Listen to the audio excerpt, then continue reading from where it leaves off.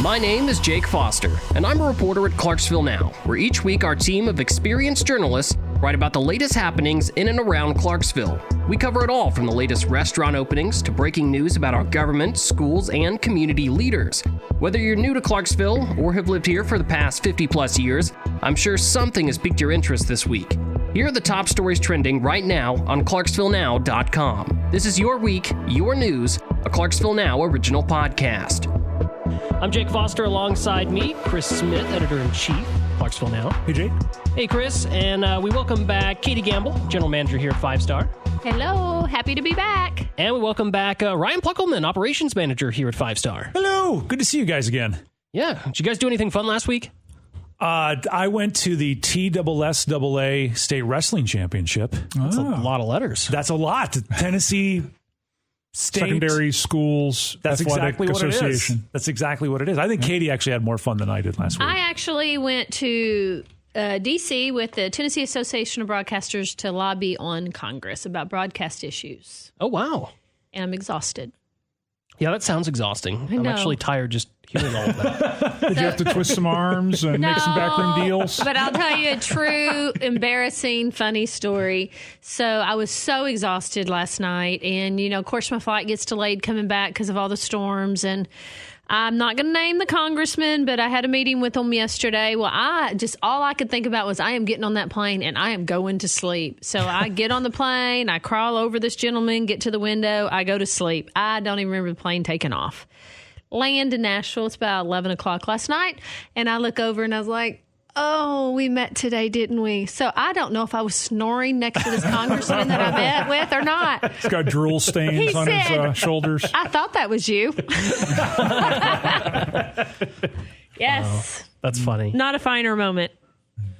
Well, awesome. Well, great to have you both back, and we'll go ahead and run down our first headline. EV battery supplier Donghua Electrolyte to open $70 million plant in Clarksville. So we have a brand new electric supplier coming to Clarksville. And Chris, you sent me something this week that was really beneficial because they're going to be manufacturing electrolytes used in lithium batteries. Right. And, you know, for months we've been hearing more about these battery plants. And, you know, people come up to us all the time and they're like, well, what part of the battery is this? How does a battery work? And I'm like, well, I don't know. I'm not a chemist. But you found a really good diagram of that this week and how a lithium battery works. Yeah, and I tried to recreate it by drawing it out on my notepad like I would if I were in a high school chemistry class. But I never took high school chemistry, so it's even worse than that. But yeah, if I can explain this in the simplest terms, battery has four main parts. There's an anode, there's a cathode, and then there's electrolyte, which is the material in between the anode and the cathode. And then there's a separator in between the three. So the lithium ions move back and forth between the anode and the cathode when you're charging or recharging, or charging or expending energy. And so LG Chem is going to make cathodes. All right. And Donghua is going to make electrolyte. Interesting. I just assumed it's two different companies making batteries. I didn't realize they were making different components of a battery. Yes. Interesting. So we're actually not making the batteries here. We're making the things that go in the batteries, and then somewhere else they'll be assembling them. Mm-hmm. And Microvast is doing battery assembly, but I'm not sure specifically if they are putting together the anode, cathode, electrolyte, and separator. So we've got the anode and the electrolyte. We do not have the anode. We need an anode plant. We've got the cathode and the electrolyte. Now we need an anode plant. Yeah, just like we need a Trader Joe's. We need an anode. People who are clamoring for a Trader Joe's need to start clamoring for an anode plant. And then we've got the company to put them together. So we just need the one more piece. Hey, I bet it's coming. I don't know. You never know. That's how rumors get started anyway. Well, no, because you think about every week we've done this, there's been some new massive building project announced.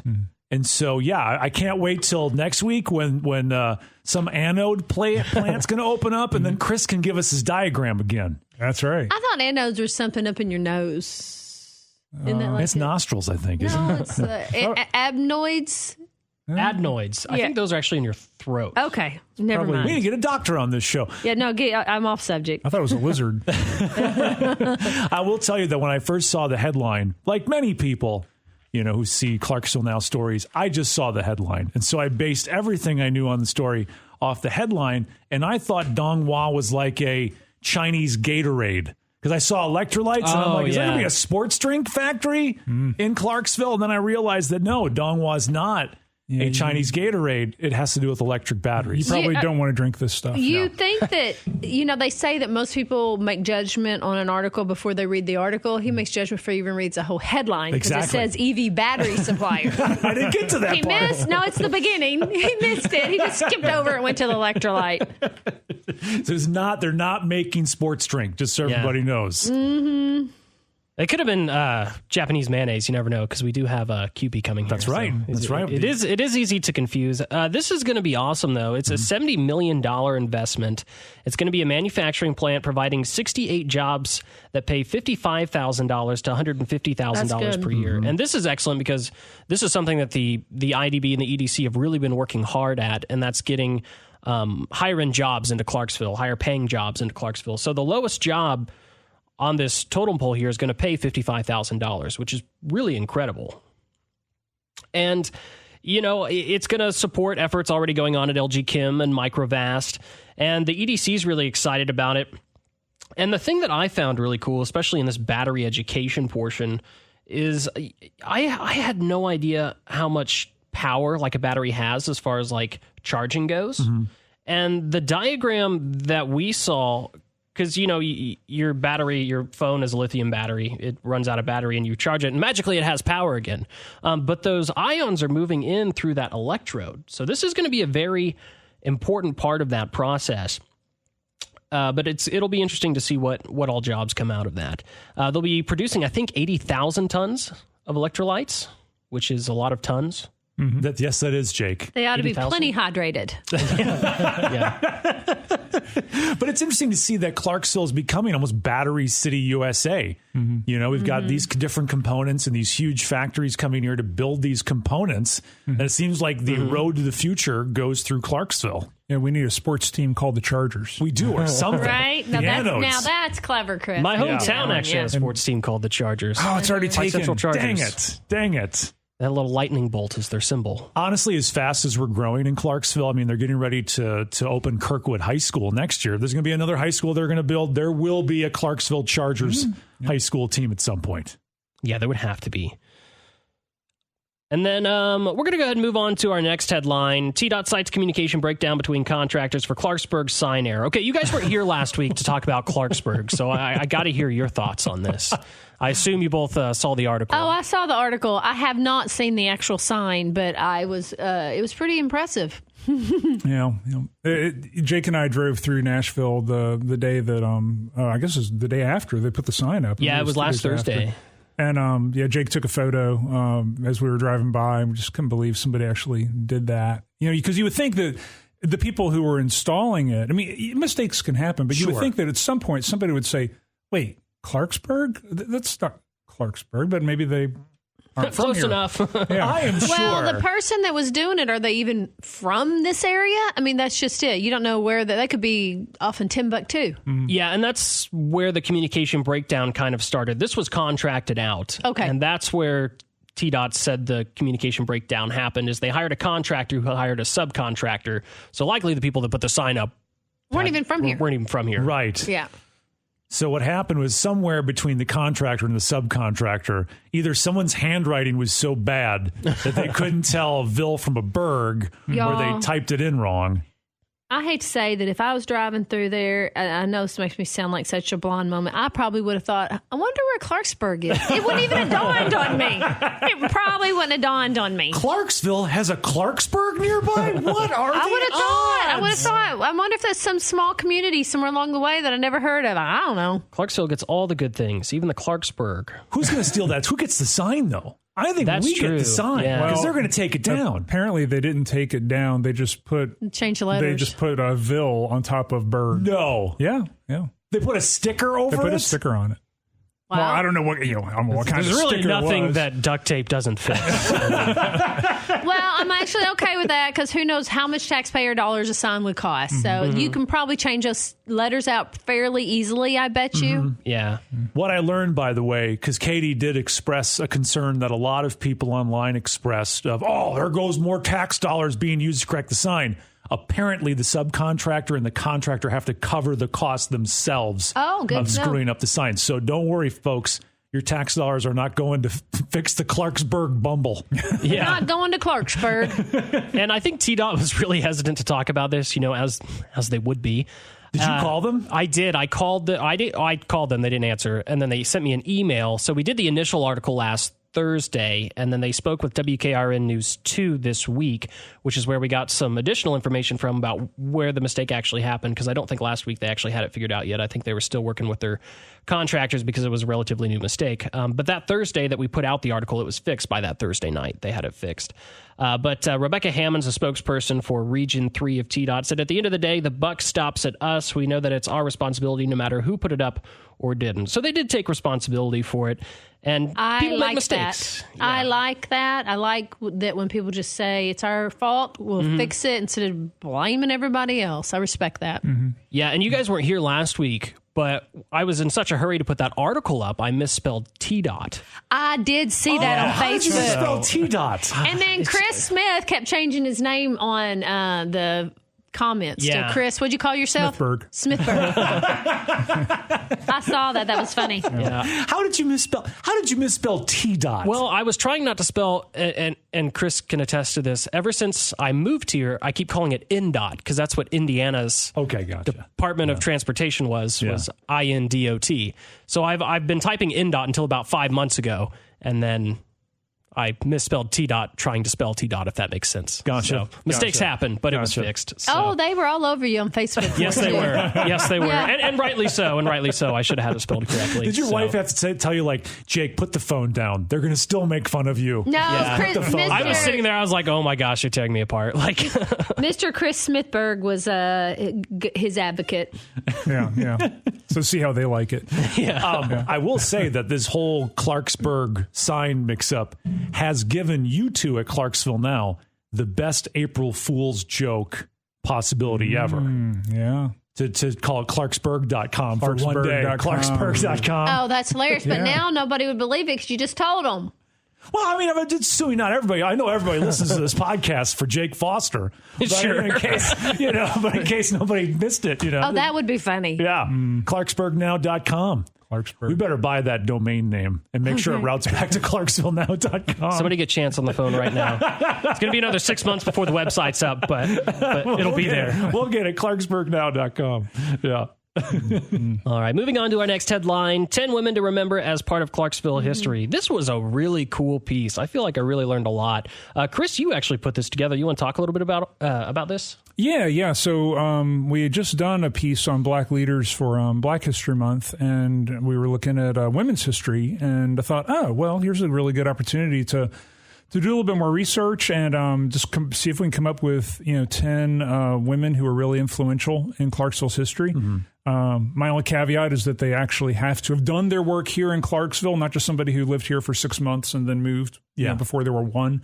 And also that they're dead because then you get into weird then you get into Aunt Maisie's cousins, uncles. Yeah. So late women who had a big influence on Clarksville. So came up with a list of 10, and a couple. A lot of them were the people you would expect. Pat Summitt, Wilma Rudolph, that kind of thing. But there were some that I came across. I thought, nobody's really talked enough about these particular women. One of them was Minnie Barksdale. Who was the publisher of the Leaf Chronicle in the 1920s after her husband died. She became publisher, and then she was named president of the Southern Newspaper Association. I think I got that name right. Yeah, and that was actually the one that stuck out to me, mainly because she was originally from Indiana, which is where I'm from. Hey. So, fellow Hoosier there. She knows how to spell INDOT. Yes, she does. She sure does. I've been staring at her name, actually, the whole time you've been talking. How the heck do you say her first name? Is it Wilhelmina? Mm-hmm. Minnie Sickenberger Barksdale? That's a lot, isn't it? That's a long name. Now, was she who Barksdale Elementary was named after? Yes, same family. Okay. Is my understanding. Somebody correct me if I'm wrong. And then her son became mayor. Oh, okay. Same family. But she briefly went into retirement, and then she came back and started the Clarksville Star, which was a newspaper here for about 8 years or so before she retired. I think I've heard about that. It was kind of cool. And she also hosted the first women's suffragist meeting in Clarksville to try to get women the right to vote. She was really active in local suffragist politics. And I think another cool thing, too, is everybody probably knew who Wilma Rudolph was. I didn't. The only thing I knew about Wilma Rudolph is that's where I get stuck in traffic on my way home every day. So it was really cool to learn about her as well. Well, I think you're right. And I was going to say that there's a whole generation of people. I think we assume everybody knows who everybody is, right? You've seen the statue down at the but we're growing. center. There's a lot of new people here that don't know the history, or that Wilma Rudolph is more than a really congested road. Exactly. And there's a whole generation of people that don't know Wilma Rudolph was the fastest woman on planet Earth in the 1960s. I mean, Who had polio? Yeah. And had to take trips to Nashville on the bus with her mom to get treatment. Wow. And just the fact that the first woman to win 3 gold medals in one Olympics. Like, she was not like, oh, well, she won a bronze. No, she was the best Olympian for the United States during her time period. Well, and what I love about her story is a lot of people who suffered an illness like that could have just felt sorry for themselves, use that as an excuse. No, she went on and did something pretty amazing that is totally contrary to what her illness said she could do. Absolutely. Yeah. The other cool thing about Wilma Rudolph is she wasn't just an athlete. She was also a local civil rights leader in that when she came back to Clarksville, they wanted to hold a parade. And like anything else during that period of time, it was going to be segregated because everything was segregated. And she said, if it's going to be a segregated parade, I'm not going to take part. Good for her. So she insisted that it be an integrated event, and it was Clarksville's first public integrated event. Wow. I did not know that. Yeah, that's cool. Yeah, that is really cool. That is really cool to learn that. So many interesting women that you probably don't know about in that article. The other one was the woman who did the advice column. Yeah. Dorothy Dix. I had no idea the first ever advice column. Yeah. Before there was Dear Abby, there was Dorothy Dix. She was the predecessor to Dear Abby. And she when she died, she had the widest circulation of any writer in America. 60 million people read her stuff. Yeah, 60 million readers. Yeah. And That's a lot of readers. Yeah. Highest paid journalist, too, which was cool. Yeah. But if you haven't had a chance to check out that article, if you're listening, definitely go check it out because there was a lot to learn from that, especially if you're new to Clarksville or have been here and just didn't know some of these things. No, you're doing these series every month. What's the next one coming up? Oh, gosh. You put him on the spot. I know you got a plan. It's going to start with the number 10. Oh, okay. It's good for April Fools. It's going to be the biggest fools in Clarksville, and I better not be on that list. I am the top of the list, and do not take that honor away from me. But each month we tackle a different list of 10 things, and we started with veterans, and then we did 10 under 40, and then we did the 10 black leaders of Clarksville, and I think I'm missing one in there somewhere, and then the 10 women in Clarksville. I think you should do 10 over 40. Why do we get denied our top 10 list being over 40? Because everybody knows the 10 over 40. Anybody in Clarksville can rattle off 10 people over 40 who have done amazing, awesome You could things. probably do 100 people over 40. You over 40 people are already recognized. I just want to have the potential to make a list, okay? Well, you can make a list. All right. I'm stopping you. All right. We got to get Ryan a list. Somebody get him a pen and paper. Give me a list now. Stat. All right.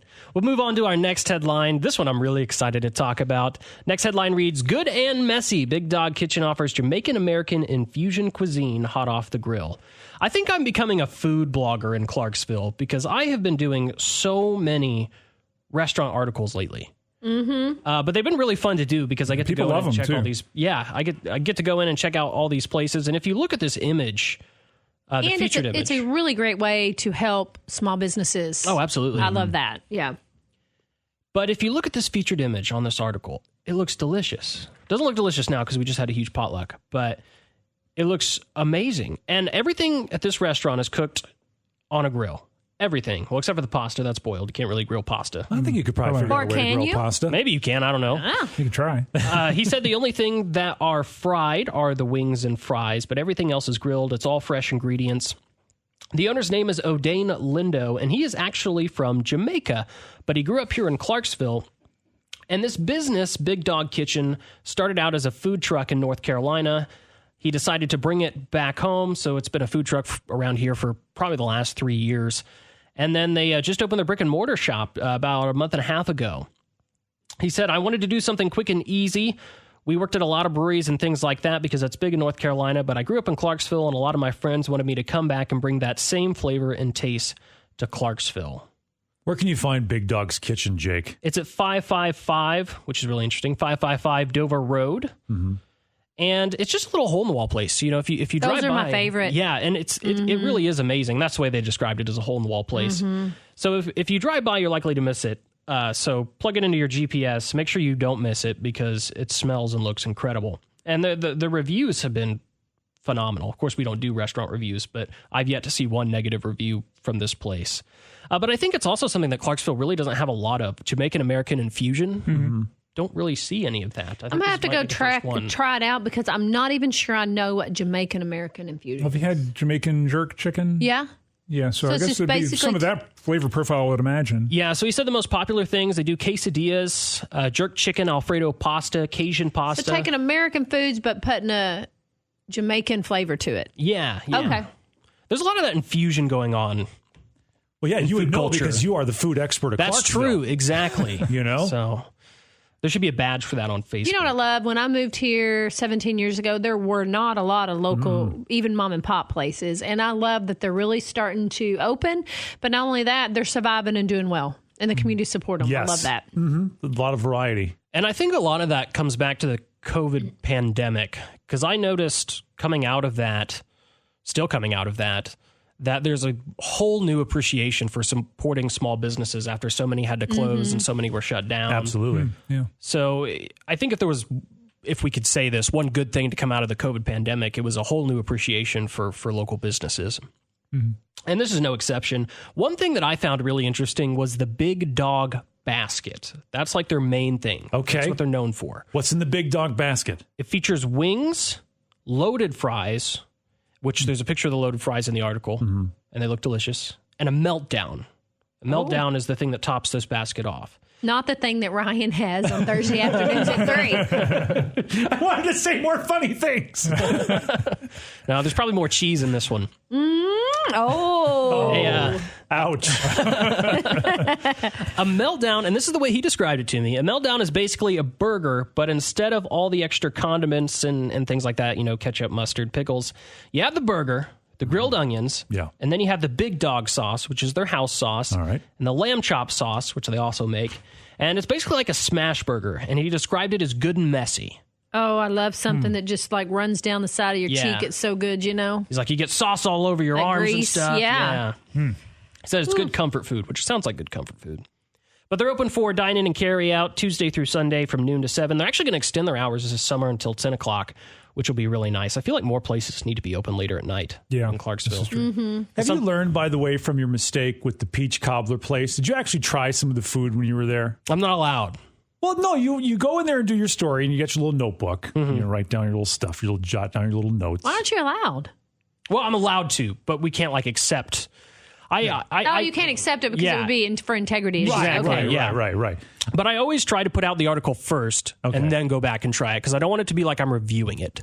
As a person who has no integrity. Actually, I appreciate that, and that's smart. Yeah, I think you're right. But as a person who doesn't have any integrity, I was just really disappointed that you didn't at least sample some of these things. But are you going to go back and try these things? Oh, yeah, absolutely. Because how can you? That's not easy to go into these places where the food just smells fantastic. And you're just like, hey, so why'd you want to start this restaurant? You got to smell that for a half hour while you're interviewing somebody. No, I mean, it takes a lot to say no because people will be like, hey, do you want this? Do you want this? Be like, no. It's like they're trying to sell me drugs or something. Like, no. I said no. No means no. I think I would have a hard time with that meltdown, though, because I don't like getting messy. Oh, you don't? Yeah. You could probably eat it with a knife and fork. I think there's an elegant way to approach that. I can totally see Chris with a knife and fork eating this thing and everyone around just looking at him. Because I bet you, let me ask you, do you eat pizza with a knife and fork?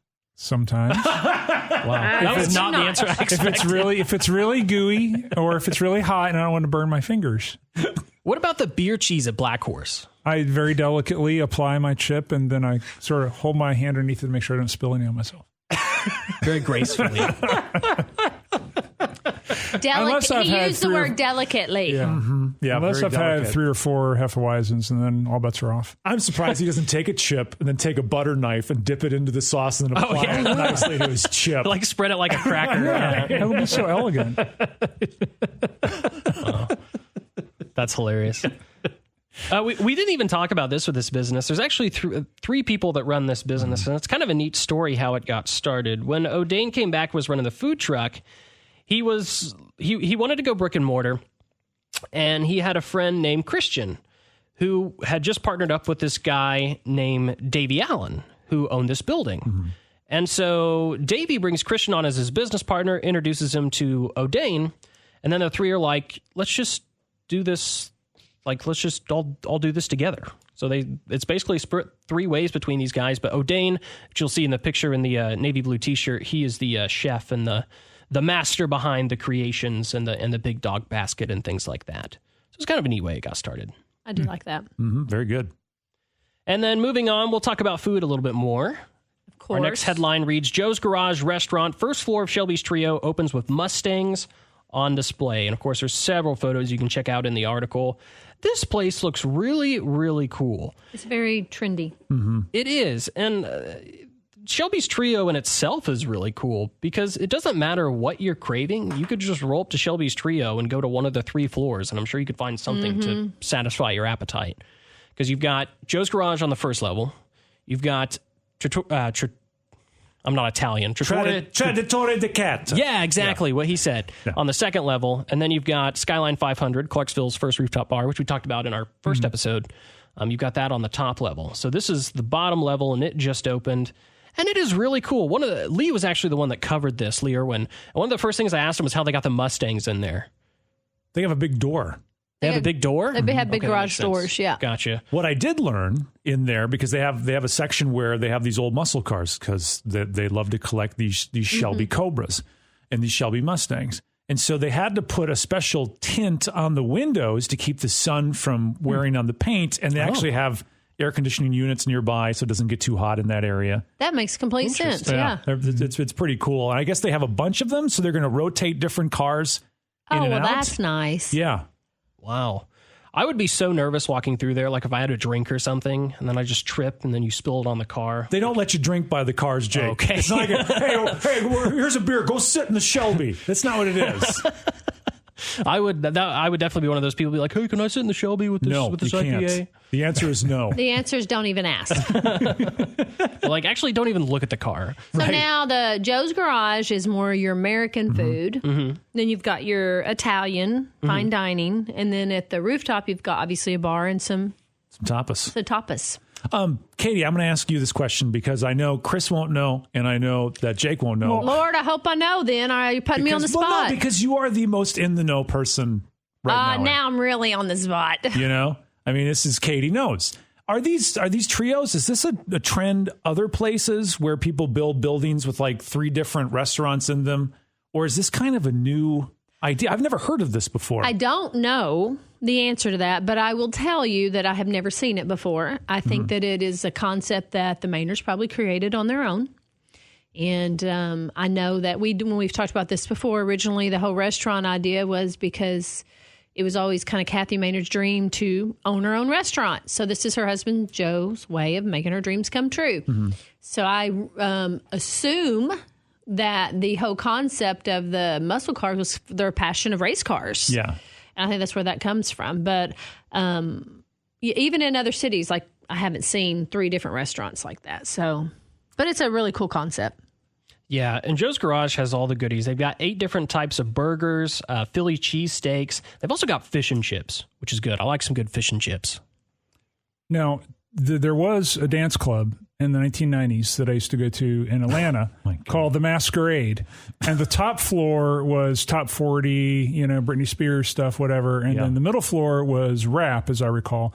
And then the bottom floor was a techno club. And that's the one that my girlfriend and I would go to. Isn't there a bar Trying like to imagine that? Chris Smith at a techno club. I think there's a bar like that in downtown Nashville. And is it Acme?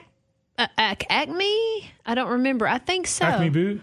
No, Acme Boot. No, Acme Feed and Seed. Yeah. Acme Feed and Seed. Yeah, that's a similar. similar. I don't know. It's a similar concept. It's different stories, and each story is like a different thing. But it's not a different restaurant. It's got like a bar and then a restaurant, similar to that. What you're talking about. I just am now picturing Chris at a 3-level dance club. Yeah, this podcast is over. I mean, Chris used to be quite the party animal. Leave him alone. Hey, it was 1990. What was your move? The sprinkler? Was that your top move? More like a Charlie Brown kind of thing.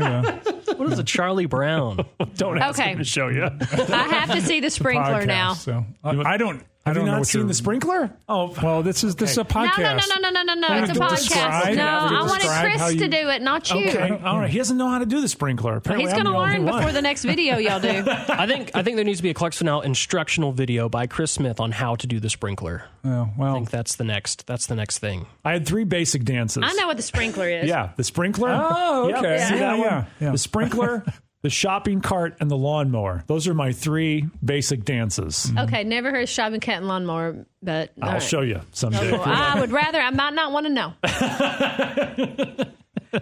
Oh well. So they do burgers too. It's kind of it's Americana food, Yeah, right? yeah, it's Americana food. And Burgers, this seems to be fries, the all- one that most people seem to be most excited about because, a fine Italian restaurant is a cool thing to have Yeah. for date night and stuff. But I think your average Clarksville family is looking for casual American dining, and that's Yeah. what Joe's Garage It is seems gonna like a have. good lunch place too.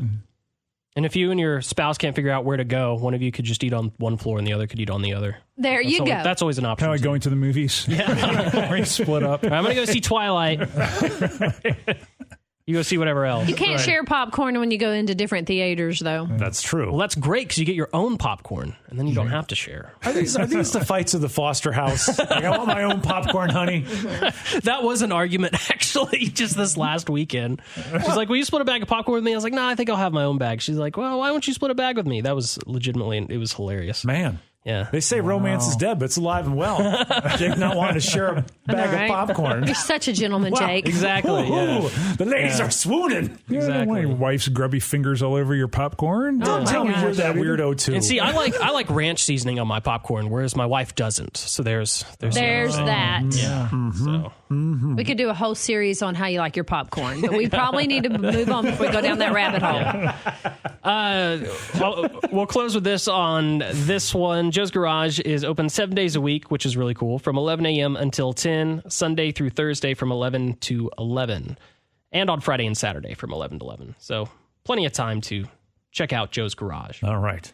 And speaking of the Maynards, we'll move into sports. Maynards of Clarksville gear up for JCM Racing's first full season with National Hot Rod Association. This is a story that Christian Brown's been working on, our sports reporter. And this is really cool. And I wish I could say I'm into racing and that I'm in the know when it comes to racing, but honestly, I'm not. So I wasn't even sure what the National Hot Rod Association was until Christian did this article. But apparently it was Joe and Kathy's dream, another one of their dreams, to own a restaurant and a racing team. So they're actually fulfilling 2 of their lifelong dreams in the same year, which is pretty cool. So good for those guys, definitely. In July 22, the Maynards became majority owners of NHRA Racing Team after negotiating to expand their partnership with Don Schumacher Racing. I think I said that name right. Yeah. So I don't know much about this racing other than the cars are really long and they have it's small drag wheels. racing. Yeah, it's drag racing. Yeah, drag Okay. racing. Yeah. But it is pretty interesting. I look forward to seeing this race car in action. The couple have gone on to expand their racing operations. During 2023, the Maynards became co-owners of Tim Wilkerson's Funny Car operation. So they've been doing this kind of stuff for quite some time. Maynard said he's been clear about his expectations for his team ahead of the 23-24 season. JCM Racing has a goal of winning 2 rounds per race on average for each team. I guess that's a good goal. Like I said, I'm not a racing guy. Maynard added that each team has set a goal of winning 4 races during this season ahead. So they've got their goals, they've got their car, they've got their sponsorship, they're ready to go. It's pretty amazing how fast these things go and how quick they get going fast. This is American racing at its finest, going very fast in a straight line. That's what it is. Well, and there's different races all around the country. So these teams travel from all around the country racing. And obviously the goal is that they win. The more money, if they win, they get more money. So, and they have sponsors on them. And it's a big deal. And pretty cool. I mean, it's you're moving fast in those things. Yeah, I don't even know how fast they go. Faster than Chris's Honda Civic. Quite a bit. They move. Yeah. I had a couple friends in elementary school that did like youth drag racing. And they were really into it. And this is like a culture. Racing is a culture. I mean, NASCAR is its own culture. Yeah. Not a culture I'm a part of, but culture nonetheless. My grandfather actually pitted for Rick Mears. I guess that was a NASCAR guy. I don't know who that is, but my mom told me that the other day when I was telling her about this. So that seemed important enough. But yeah. You didn't want to Google that? No, I didn't really feel like it. But should be pretty fun. So continuing Clarksville's racing history, because there's, this is not Clarksville's first connection to auto racing. Mm-hmm. Jeff Purvis being, big stock car and truck driver for a while. NASCAR. Yeah, it's a stock car. Yeah. I bet I could be a race car driver. I probably could. You just really? have to. What do you mean? I've seen the way you drive. Katie knows how to drive in and out. There's I speed. am not an in and out driver. I don't like to. I would prefer just to get in the traffic, in the lane that I'm in, and just get where I'm going. I do feel like I'm in a race car sometimes when I'm in Clarksville, because I feel like I got to beat the other person in the other lane. Yeah, you're I'm not going to get in the other lane. Yeah. And there's always seems to be a race to the next stoplight. Yeah.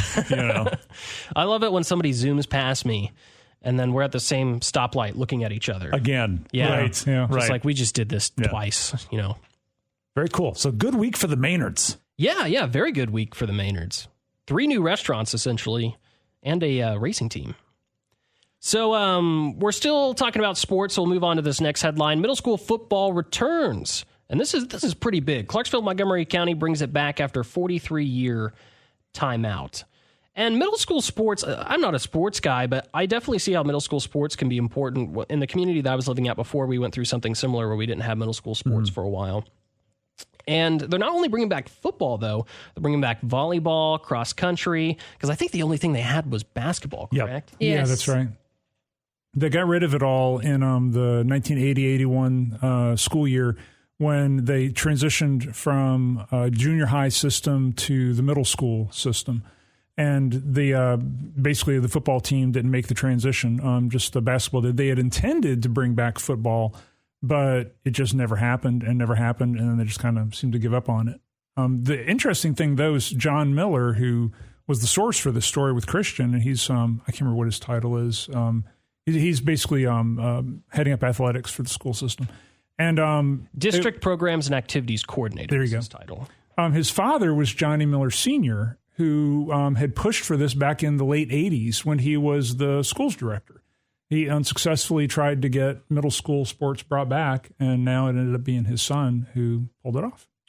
So do we know why they actually canceled it back then? I think it was just a matter of, they were going from having, 2 junior highs, the Greenwood Junior High and New Providence Junior High, and they switched to middle schools, and I think they opened additional middle schools, and it was a matter of, how are we going to build fields, how are we going to provide the gear and all that, and it just became more of a nightmare than anybody wanted to deal with. And then it was just too expensive to deal with. Yeah, I had heard it had something to do with funds. Mm-hmm. So is the school system's budget going to fund these teams now?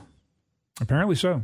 Yeah. Yeah. So the most important reason for returning to middle school sports is the impact it has on kids. That's what John Miller said.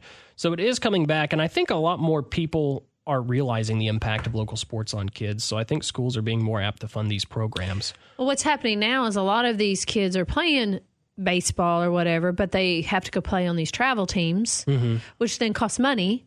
Mm-hmm. So you're not getting the diversity on these teams that you otherwise might get because it takes a lot of money out of parents' pockets. Mm-hmm. So then there becomes this unfair advantage for, children who come from wealthier families. So it's even more important, in my opinion, for even some of the kids that don't have those opportunities, because this is their chance to be a part of a team and have acceptance and to, maybe take a different path or whatever, that they might not get them off the streets or whatever, where they might not otherwise have that opportunity. Yeah, there was some confusion too online when we were talking about that, when we had the story up, that people were saying, well, wait a minute, I played middle school football, 10 years ago or whatever. That math doesn't add up. And what they're doing is they're playing junior pro. Yes. Which is not the same, right? Which is, a private club. That then those clubs are, yes, affiliated in a way with the middle schools. I think they take the name of the high school team or whatever, but it is not an actual CMCSS, TSSAA approved thing that every student can take part in. This would be actually provided by the school system, not by some third party. So the football with the Clarksville Junior Professionals, the only association they really had with the middle school was the name. Mm-hmm. And even then it wasn't like Ridgeview Colts. I think that's what they are. It was just Colts. Mm-hmm. So they didn't even use the name Ridgeview. When it came to baseball, they might use the name Colts in the colors, but it was considered a travel baseball type team. Mm-hmm. Here's another great thing about it officially being the football team for the middle school. Coaches and teachers work together with students. And if a student's not making the grades in the classroom, that's when the teachers and the coaches can work together. Coaches have an incredible influence on kids. And we are blessed at CMCSS to have some life-changing coaches that really do affect, in a very positive way, the students that they come in contact with. But when there was no connection between the program and the school, what can a teacher do if a kid's misbehaving or not getting the grades? Nothing. Now the coach and the teacher can work together to make sure this kid's not only performing well off the field, but on the field as well. Well, middle school to high school is such a difficult time for a lot of kids, too. Mm-hmm. I mean, I certainly would not want to be a teenager in this environment with social media and everything that they have to deal with. So being involved in something and having that extra layer of support, I just think it's good because you need a lot. They need a lot of people in their corner nowadays. It's tough out there. Yeah, you need that kind of stuff more in middle school, I think, really than you do even in high school. Middle school is such a difficult time for so many kids. Is. Yeah. It really is. You're trying to figure out who you are and, The 50s are a difficult time, too. Do we need a middle school? I need an intervention. 50-year-old football team for Katie to join? Oh, no, right? But no, I think it's a wonderful thing. I think it's only going to, I can only see the positive in that. Well, it makes sense, too, the way we build schools here where we've got a middle school next to a high school. We've got that field that is not being used 6 days out of the week.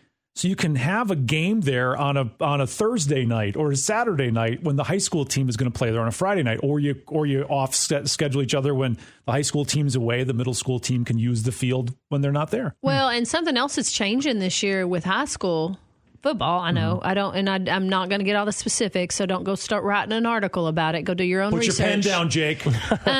This year, their games are going to be a little different where, before you played everybody in your conference, it's going to be more intercity this year. Interesting. Just so long as Clarksville High and Rossview play against each other. They will. The Warfield Shield's happening this year at Clarksville High. I get so excited. My kids... It's intercity. Well, yeah. I just want to make sure, because I get so excited about that. I want to make sure the city was still there. I want to make sure the city didn't break up. Having kids that go to CHS, I get so wrapped up in that. And I never thought I'd be that kind of dad that would get wrapped up in high school rivalries, but I really do. And so I'm excited that will continue. The other, and this is secondary to the importance of the programs to the kids' welfare and development and all that. But this will also help the actual quality of our high school football teams. Because, one thing you'll notice if you pay attention to statewide sports is all these other teams from Jackson and Sumner County and Rutherford County, they're all winning state championships, and all the Clarksville teams get knocked out really early. And it's because we don't have that depth of the program. And so, you can start training kids when they're in middle school. By the time they're in high school and varsity, they're playing good football, and they can then start to compete at a state level. Mm-hmm. And they'll get training from coaches who know what they need to do to train them, instead of very kind, well-meaning dads who are just devoting their time as volunteers. Exactly. So you have to be hired as a coach, and there's a process, and you have to be qualified and that sort of thing. So this is, I think we all agree this is a win-win all the way around. I vote yes. I vote yes. Jake? Oh, yes, absolutely. Okay. Ryan, you didn't vote. Oh, I said yeah. Okay. This is a yes. Yeah, I'm a big fan of this. Who's sandbagging? There is still some things to overcome with this, though, so we'll end with this on this story. Miller said CMCSS has received money to buy equipment for middle school football in this year's school budget. The next year's budget, he hopes to receive funding for coaching supplements for a head football coach and 2 assistant coaches, supplements for assistant coaches for the sports they have in place already, and money to hire athletic trainers and assistant athletic director. And there's really actually been some discussions about adding some other middle school athletic programs if the funding is there, including wrestling, track and field, baseball, softball, and soccer. So the sky's the limit as long as the funding's there. So hopefully that funding stays there and we can let these kids go play. Yeah, let this be a success, and then others will follow. Absolutely. So move on to our final headline. City Council takes up home rule after 6-month postponement could change Clarksville government. This is actually huge. I mean, we're talking about changing the city of Clarksville's charter. Currently, Clarksville operates under a private act charter, which means any changes to the charter have to go through the state legislature. But the city council is proposing an ordinance to put home rule on the upcoming ballot. And basically, home rule allows the city to change its charter by referendum. But in order for the charter to go to a home rule, it has to go to referendum. So basically, they're going to vote on whether to send this to referendum or not. So they're voting to give themselves permission to change the city charter. Not really. They're voting.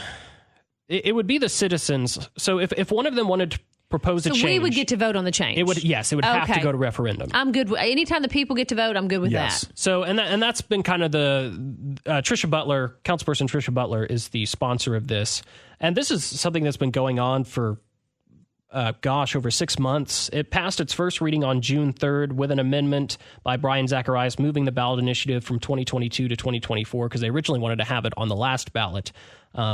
But Zacharias said that really wasn't enough time to get educated on it. And then the next meeting, it ended up being postponed until March. So now they're actually going to vote on it, and it's either going to happen or not happen as far as going to referendum. Because right now, in order to change our city charter, the state legislature votes on it. Mm-hmm. Yes. And, there was really good arguments for and against this. Brian Zacharias brought up some good points. That the charter would give Clarksville freedom to make its own charter changes, but that it would give up Clarksville's opportunity to be subject to special acts of the state that could be potentially beneficial, so possibly grant dollars or things like that if there was a statewide program. Now, with this charter, Clarksville wouldn't be its own government entity, so to speak. It would still have to follow all the general laws and things like that are already in place. What opportunities have we missed by not being the home rule charter? I mean, well, I recall a few years ago, back when Wallace Redd was on the city council, and I want to say McMillan was mayor, there was a very long, drawn-out debate about changing Clarksville's charter to basically clean up a lot of stuff, and also to make some changes that would make things more efficient. And the difficulty was every time they wanted to go into it, they'd start this whole charter commission, and they'd make these changes. Then they'd have to wait for the legislature to take up the changes. Then the legislature would send it back and say, no, we want you to do this. So there's a lot of back and forth with the state legislature. This would basically, any charter changes we wanted to make would basically just go on the next ballot. And then the people would have a chance. Now, it might be some really boring stuff like changing these and thous to you and y'alls or something like that. Which it has a lot of legal meaning. But it also could be something really important, like changing from our current strong mayor system to a figurehead mayor with a city administrator or something like that, or changing the number of city council members.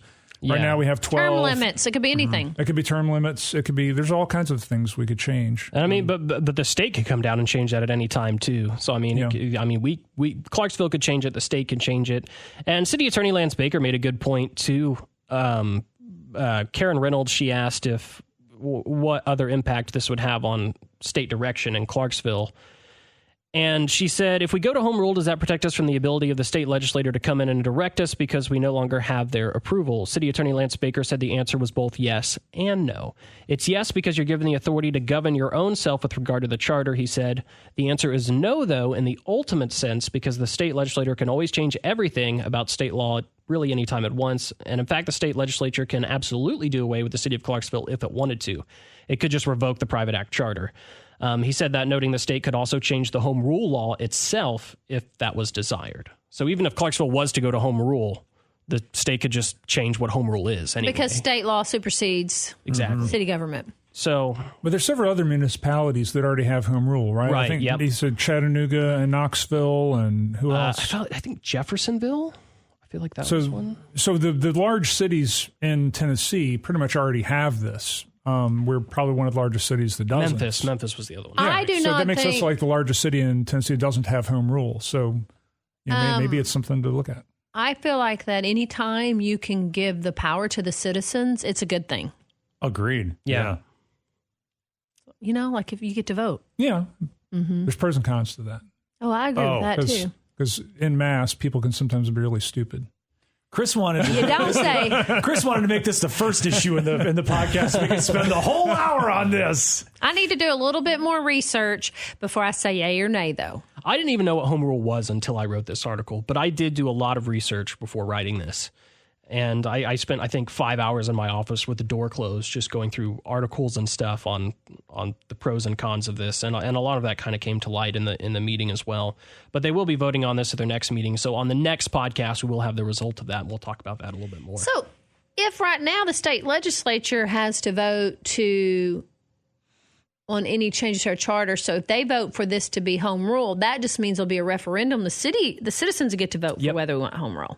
So it's not a done deal, even if they say yeah. Right, yeah. So the citizens could still vote it down. Okay.